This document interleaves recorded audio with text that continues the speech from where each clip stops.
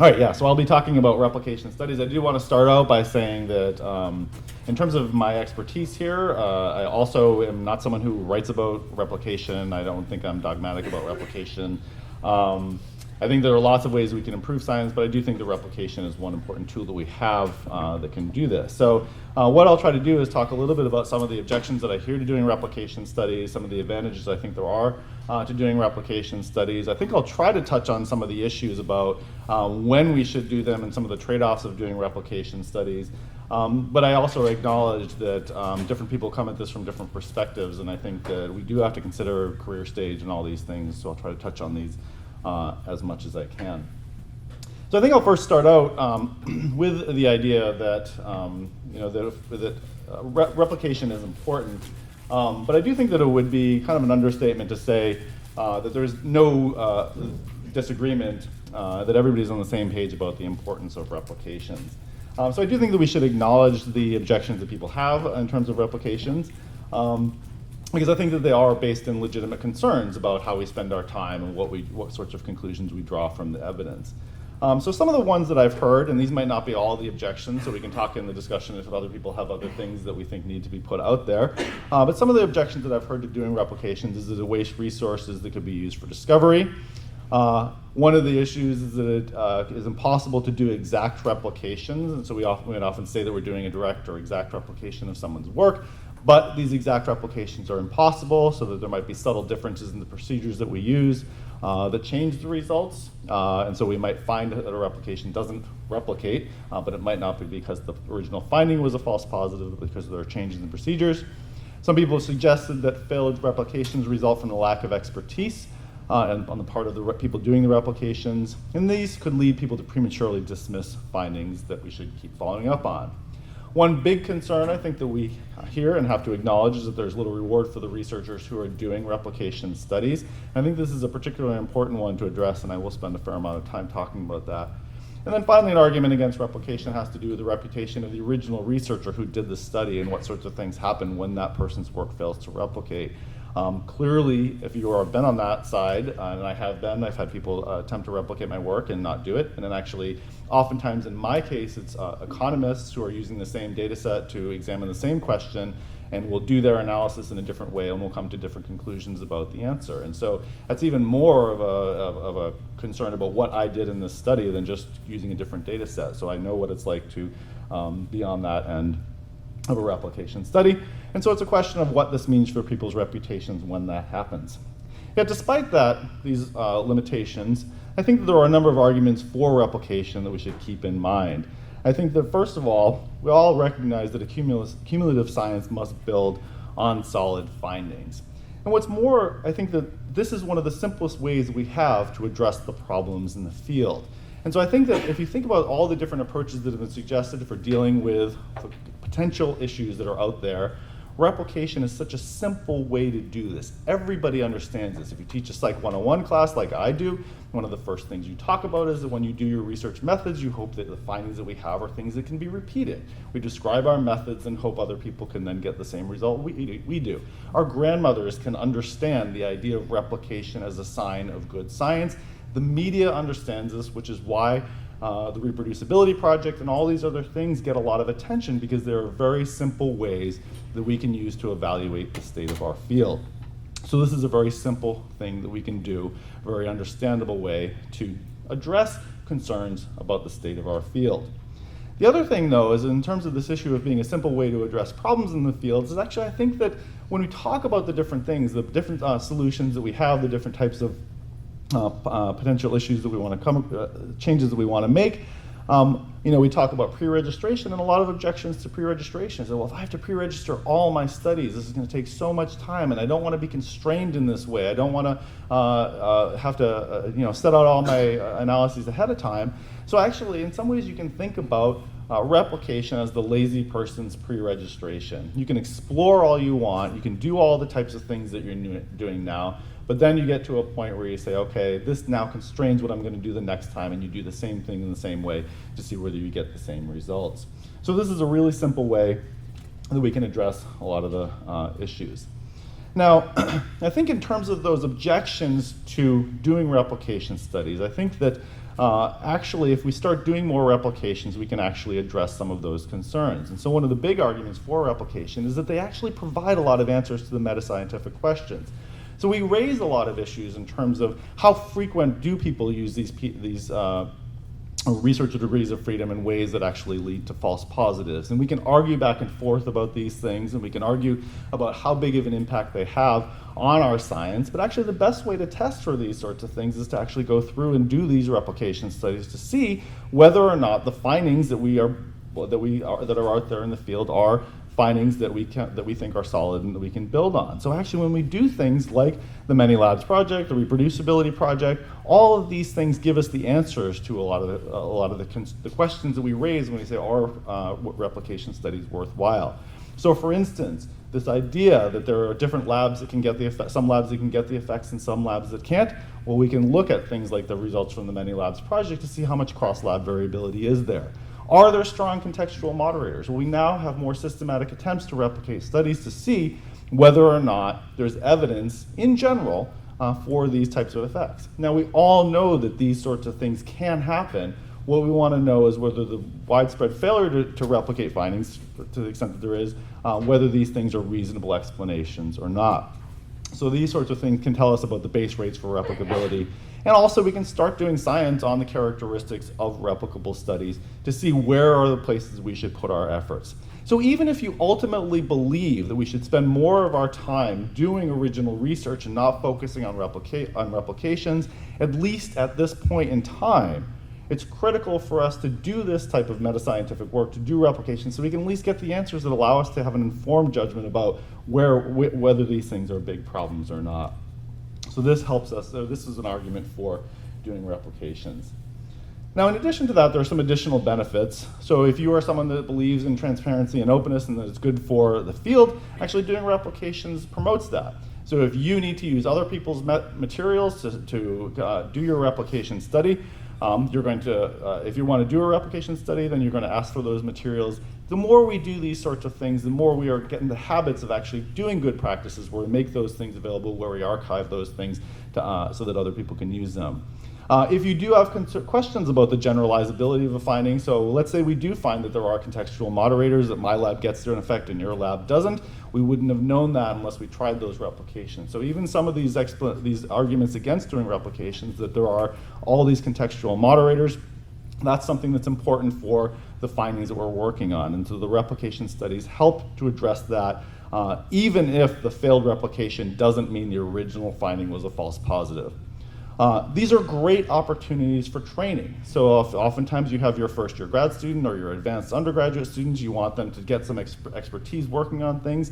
Oftentimes the way that we do this is have them think really carefully for a long period of time about how they can come up with a really nice design for some sort of study, but we really want to get their feet wet. We really want them to jump into the research, to understand our subject pool system, and to understand the way that you use the statistical programs. And a lot of times actually giving them a replication study to run contributes to science while at the same time aiding their training, that training process.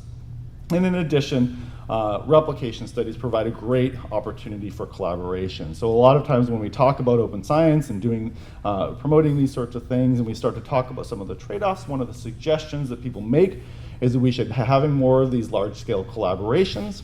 Of course, one of the challenges in doing that is agreeing with people all across the country or all across the world about what projects we should be doing. We each have our own ideas about these sorts of things. And so actually, if we do replication studies, this is a way to actually constrain our focus a little bit or come up with certain types of topics that we might find a large group of people who are willing to look at and test. And so these provide an opportunity for those with fewer resources to combine their efforts and do something useful. So these are some of the basic reasons for doing replication studies, and I think that that if we were to do more replication studies, we would have a lot of these advantages. Now, in addition to this, I think there are a lot of things that I personally have gotten from my own replication attempts. And one of the big things that I think that is important for doing your own replications, even if you don't believe in the benefit of these things, is to get a feel for the uncertainty in your results. Okay, so to be skeptical and to train yourself to be skeptical of the results that you get. And I think that anytime you actually try to replicate your results, you will get this feel. So we all know about these things. So we know Jeff Cummings' Dance of the P-Values. If you haven't seen this, look on YouTube for this. And what he does in this is actually come up with, does a simulation study where he specifies that there is a real effect there, and then basically does simulation studies to simulate a number of different studies and looks at what happened to the effect size and the p-values as you do these studies, and you see these things bounce around, and it's an impressive demonstration of how much variability there is in the effect sizes when you actually do this. But we can look at this demonstration and we can see the simulation, and it's not quite as powerful as actually doing this yourself and seeing this result that you really believed in, that you really thought was great, and you do the next study, and then it comes out completely different, okay? Another example of this is Felix Schoenbrett's paper in Journal of Research and Personality. I thought a really nice paper where he studied the evolution of a correlation. And so what he did in this study is said, okay, well, I have this big data set with all these things, but what would have happened if I had stopped earlier and looked at the correlation in my study at an earlier point in time? And so what he does, I don't know, is one of these a laser pointer? Okay. What he does is he basically takes people as they entered the study and looked at the correlation. And so if he had stopped after about 25 people, he would have got a correlation of about 0.69. And then he basically traces the evolution of that correlation as people come into the study and starts to see where it stabilizes. Now, it's useful information for us in planning. We start to know how big the sample sizes need to be for us to get a stable correlation. But in addition to that, you can start to think about counterfactuals in the study that you ran. I could have run 100 people or 50 people and found a correlation of 0.5, or I could have ran 50 people for the same effect and found a correlation of 0.1 or 0. And so this is a good demonstration, but again, there's nothing like actually doing this yourself. So here's a study that we ran. This is a relatively large sample study where we were just looking at a very simple effect. Does writing about a positive mood induction, does writing about a positive life event lead to a significant difference in the positive mood that you report? Very typical mood induction procedure that many of you have probably used, that you see all the time in the literature. Now what we did is I think we recruited about 100 people for each of these conditions. We did this one semester, and we got a D of about 0.7, which I think is pretty typical for what you get in the literature for this type of very obvious mood induction. And then we were doing this for other reasons too, and then we wanted to do this again in the next semester, and so we ran that study with identical procedures, with the same personnel, with all the same materials, and we got a D that was half the size, about 0.3. And actually, if we used other outcome measures, actually if we looked at the negative mood that they had, the D went from 0.75 down to 0.22, and it was non-significant in that study. So we failed to replicate ourselves with this extremely standard thing, and you can't argue that our expertise changed over this time. So what we did is we ran it again, and we found something very close to the first effect. Getting experience with that type of variability in your effects, I think, trains us to be more skeptical about the results we get in any one study. Now, one kind of interesting anecdote, I think, related to this issue was in actually this idea of expertise. And so when we were trying to replicate some other people's studies, and we could not replicate those studies, one of the co-authors of the original study suggested that we lacked the expertise to actually run these studies. And so I suggested that, I asked what we could do to prove our expertise, and suggested that perhaps studies like this would be useful. And it was not exactly like this study, but something like this, where we could demonstrate that we could get the effect that they got. But in our study, which had sample sizes that were about 10 to 20 times as large, we were getting effect sizes that were about 1/5 as small, 1/5 the size of the original one. And that person said, well, that is evidence that you don't have the skill because you're not getting the effect sizes that we got, even though they've never actually tried to replicate their original results, and they only use small sample size studies. If they actually then tried to use a large sample study to replicate the results, chances are they would have experience with this fluctuating effect size, but they don't step back and try to do that. So I think getting experience with this is really important. Okay, so these are some reasons why we should do this, but I know that there are reasons why it's difficult to do this. So we know that one of the big limitations is that it takes time to do replication studies, and the rewards for doing replication studies are not that high. We're not going to get tenure because we did a replication study for someone else's results. We're not going to get a job for doing these replications. And nobody that's promoting replications suggests that that is going to be the case. However, we can think differently about the risk-reward ratio and considering doing some replication studies both for our own sake and for the sake of the field. Okay, so we need to do original research. We need to do that, and that's part of how we're going to be successful in our career. But if you think about the way that people typically do research, research is risky. Original research is risky. Many of you do studies that don't pan out. Those data don't lead to anything, right? So you do your studies, you spend all this time running the study, the results don't come up with anything interesting, you've wasted all that time, okay? Now, in the past, a lot of times what we would do is we could tweak and p-hack and these sorts of things to try to at least get something out of these studies, and sometimes that would work and sometimes it wouldn't. But now, especially if we try to incorporate good practices, it's going to be difficult for us to do anything with those studies that don't work out. Now, so basically what's happening with that original research is that you have this high potential for reward, but you also have a very high risk that's associated with that. But with replication studies, basically, we know that the rewards for the replication study are lower than for the original research, but we have to consider this risk-reward ratio. And one of the things that I want to suggest is that you need to diversify your portfolio in terms of risk and reward. And basically, if we now do replication studies, yes, the reward for those is going to be lower, but actually the risk is also really, really low this time too. If you do a quality replication of your study, that's going to have value regardless of what you find with that. And in fact, I think that the risk-reward ratio is changing as we are considering all these policies, as we're considering moving forward with some of the things that we want to do in the field. So for instance, I believe that the risks involved in using QRPs, questionable research practices, are increasing because there are people out there, both journal editors who are looking for signs of these things, people on social media, people who are going to ask for your data to reanalyze those things. So if you are using those things, the risks are getting higher. In addition, the rewards for using QRPs may be declining because there are those signs of QRPs in the papers that you publish. People are looking at those, and I don't know the number of departments that are looking at this when they're evaluating their job candidates, but there are more and more of them that are considering these things, and this may actually, you may be rewarded less for using those things. And it's possible the rewards for doing replications may be increasing in terms of the number of outlets for these things, the number of ways that we can do these things. So hopefully, the risk-reward ratio is changing in a way that suggests that we should incorporate more of this into our research, even if we don't make this the major focus of everything that we do. Okay, so how should we actually go about doing replications? And I think that, again, there's disagreements about this, and there's lots of different ways to do it. Ultimately, I'm going to conclude that we just have to do it some way, and there are many ways that you could do replication studies in your own research.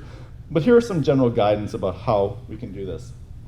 First, you have to carefully consider power. And so I think that one of the big problems with replication studies, the original replication studies that were done, the first things that we saw when people started to be concerned about the replicability of findings, was that they simply used the same sample size in the original study. And I think, I'm not even going to spend much time on this because I think we all know now that that's not a good way to run a replication study. Don't use the sample size from the original study. The effect size will be an overestimate. The original study was probably underpowered to begin with. So what you should do is at least something to consider power and to come up with an adequately powered study to detect a smaller effect. So for instance, you can do sequential analysis, you can use the small telescopes criterion. There are a number of different things that you can do, but use one of them. Think carefully about it, justify the sample size that you have, and that'll be a good start at least for doing a good replication study. It should be obvious that we should be faithful to the original, so we should use procedures that are as close to original as possible. Deviations may be necessary, and I think that even when you read a lot of the really good, high-quality replications that are out there, oftentimes they had to deviate for some reason. That's okay, but think about whether you're getting at the critical ingredients, be willing to justify those things, acknowledge it when you weren't able to do that. That might be some reason why you come up with a different result, but in general, try to be faithful to the original to the extent that you can. Now, one question that I think people have discussed a lot is whether you need to contact the original authors when you are doing your replication study. Now, I think that this one's kind of a controversial issue, and I think that, in my view, this comes from the idea that authors kind of have ownership of this original finding. I think that that's not a really great model for us to have. I think that, and so I think that if they have ownership of this finding, then we have to check with them to make sure and to be fair about this effect, and we should do everything we can to give that effect a chance to replicate, so we should involve them in this process. I personally don't think that that's absolutely necessary to do, and I hope that we move more past that mindset of as replication becomes more normative. But at this stage, in the debate about these issues, it probably doesn't hurt to contact the original authors. It will give you a better understanding of the effect. It will give you a better understanding of the procedures that they use. So it certainly does not hurt to do this. I don't think that we should dismiss a replication study because the authors of the replication did not consult with the original authors. Again, what we train our students to do, when we talk about describing your research in a paper, what we usually say is you should describe it in a way that people have all the important details to replicate that finding. If we take all those details and try to replicate the finding and then something different comes out, then we have to start to think about what were the critical ingredients that were missing there, and that's actually useful information as well. Okay?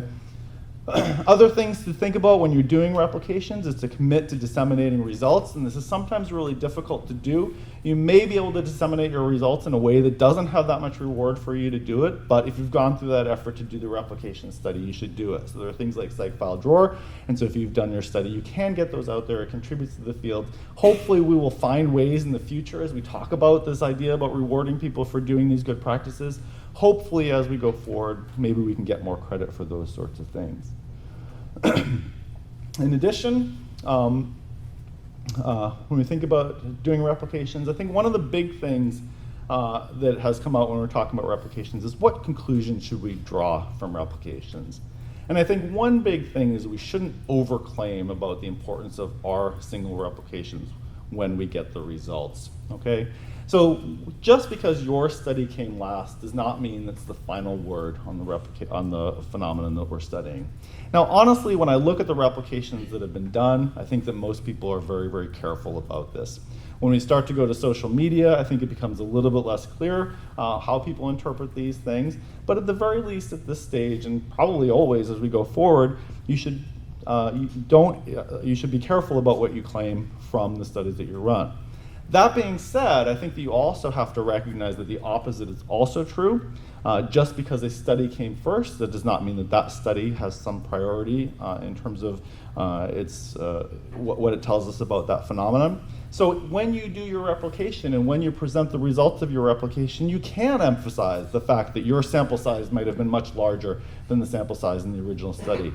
You can emphasize the fact that you have less flexibility in your analyses because you are following very closely from the decisions that were made in the original study. And that actually does give you some benefit in terms of the evidence about the effect that your study can provide. Okay, so don't overclaim. You can also be open to the possibility of hidden moderators, but be firm about the contribution that your study makes. Another big thing that we can keep in mind as we do our replication studies is that we should be nice when we are describing the results that we found. And in fact, you can be nicer than you need to be or would otherwise be when you are just doing a regular original study that might actually contradict someone else's findings. I think that there is so much disagreement right now, and there's people who are so sensitive right now about what replication is going to do to the field, to people's careers, and these sorts of things, that we might as well just be nice about the research findings that we have. So for instance, and I hope this is not seen as not nice in presenting this, but we've done replication studies.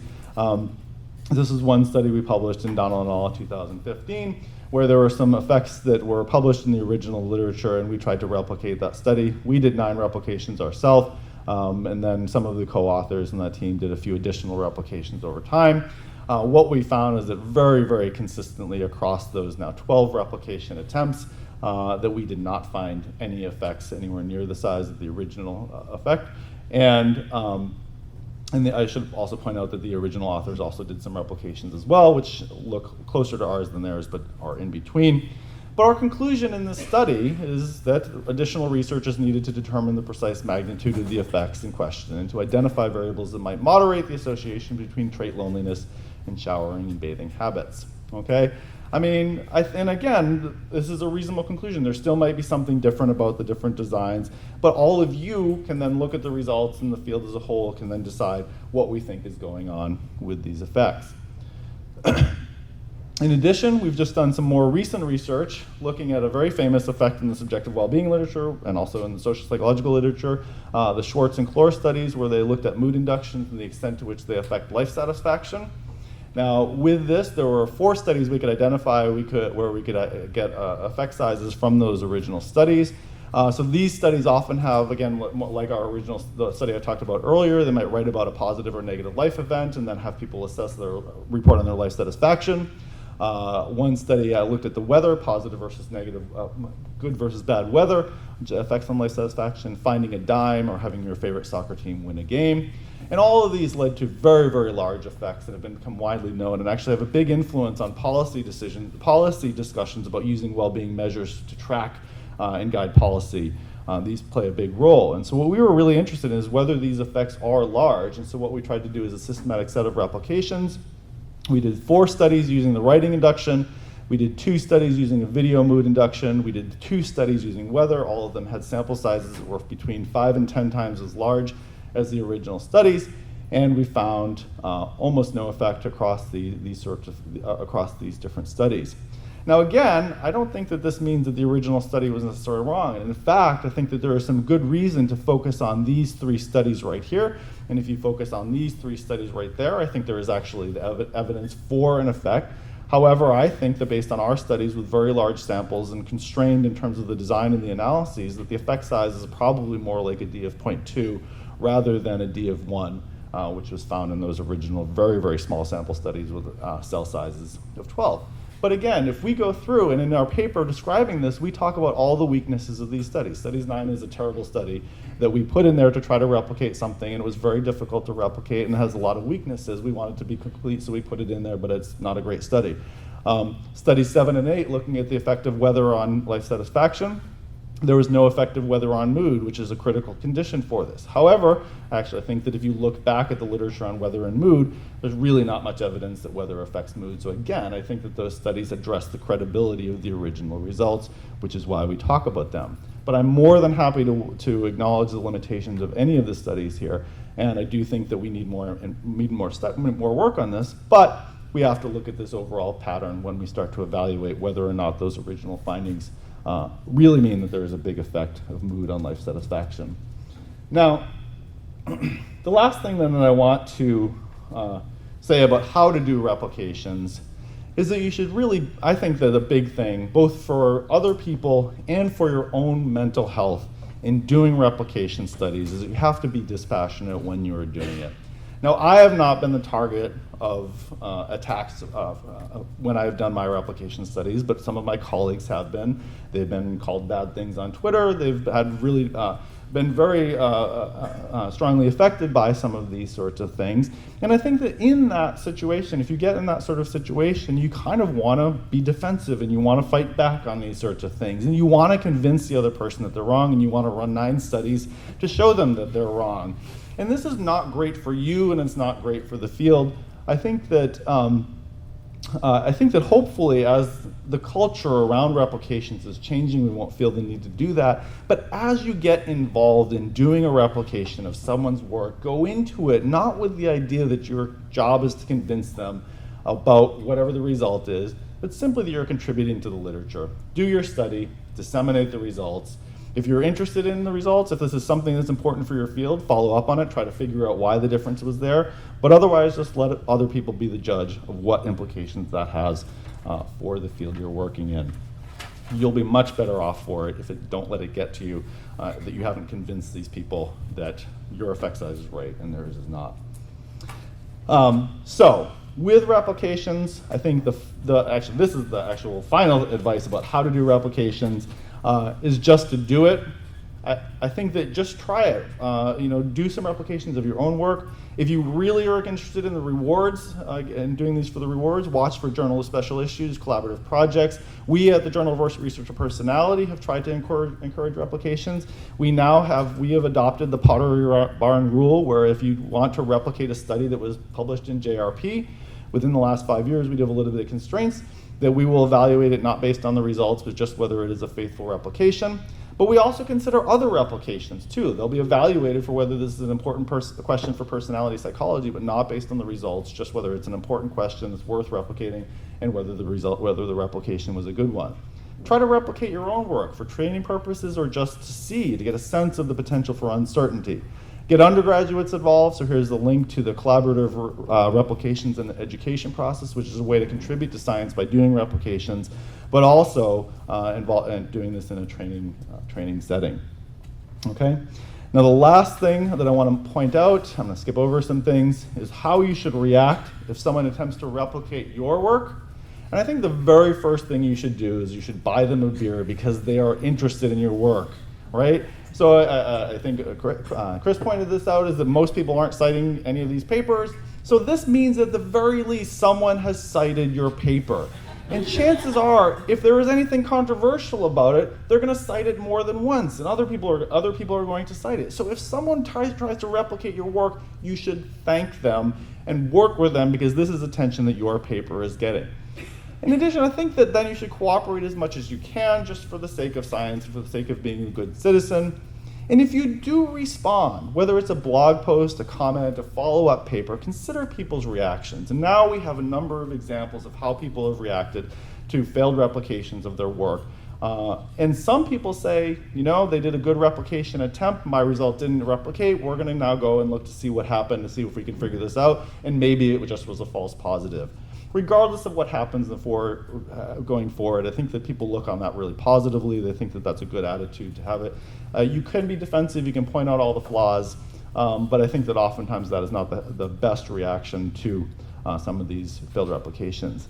If you really believe that it was done poorly, that there's something wrong with that replication, do your own high-powered pre-registered replication, and I think that'll be the best evidence that you can get for your original effect. So in summary, I think we all agree that accumulative science must build on solid findings. This is such a simple point, such a simple issue, and I think that even in Chris's talk, in terms of the things in physics that that killed cold fusion, the things that killed ESP, it's a replication attempt, and that's what did it. So accumulative science must build on solid findings. Direct replications provide a simple way to assess which findings are solid. Doing replications benefits both science and the individual researcher. I think we have to acknowledge that the latter are not as obvious. The benefits for the researcher aren't always obvious, so we have to point them out. We have to make these rewards even greater, and also still acknowledge that there are trade-offs. So as a field, we can try to improve the risk-reward ratio to encourage replications, and I think that the best thing we can do as researchers is just start trying to do replications to get answers to the questions about how big of the problems we have in the field, what sorts of things we can do, and whether things like hidden moderators, researcher expertise, and all these things really are factors that explain why some findings don't replicate. So just go do it, and hopefully that'll help the field and you as researchers. I'll stop there.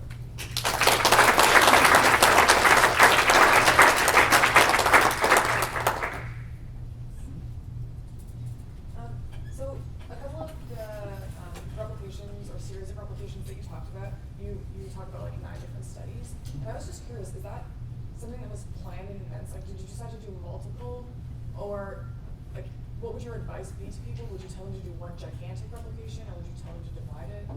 Yeah, so that's a good question. I mean, I think that we never went into these intending to do 9 replications of any of the studies. And I think that, for the first one, there's a long backstory that we could talk about as to why we did 9 replications. I think that, again, the real story is that we as a field are not ready. We don't know what to do with replications that don't work. And so I think that if we wanted to disseminate these results, and I do think in that particular case, we had concerns about one of the original studies and the quality of the data, and as people have probably, you can read about it, about what those concerns are now because they're all public.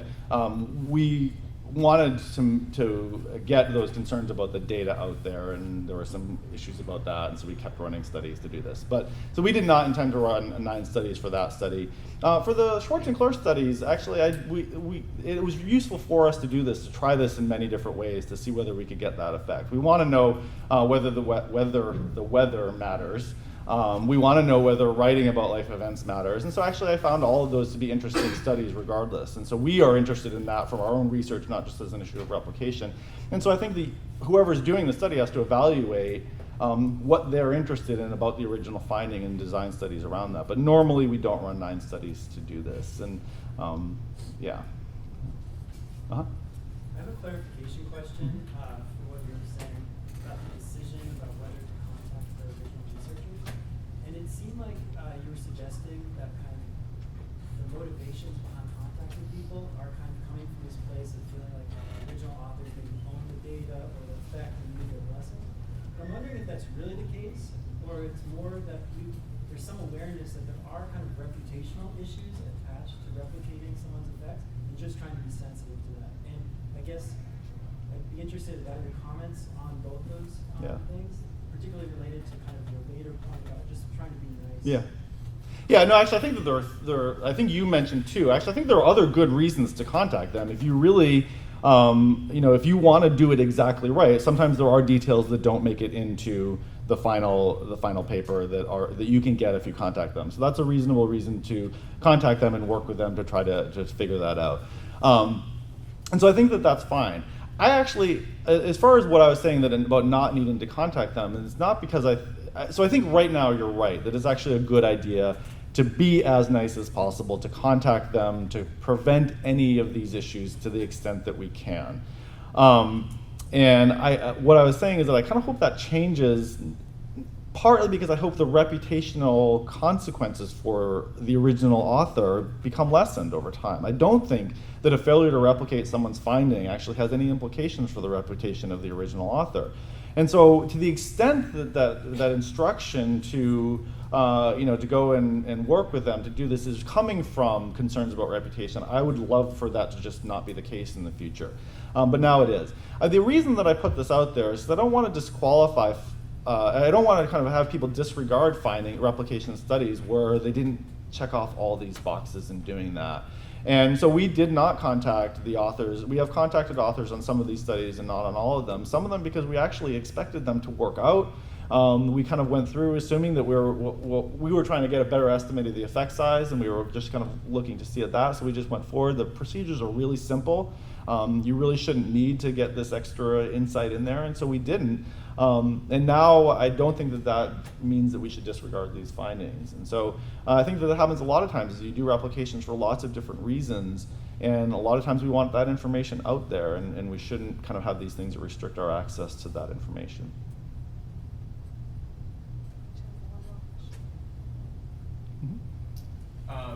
So, looking at some of your work with the replications you've done, they're fantastic. The amount of evidence that you provide for a lot of these effects are great.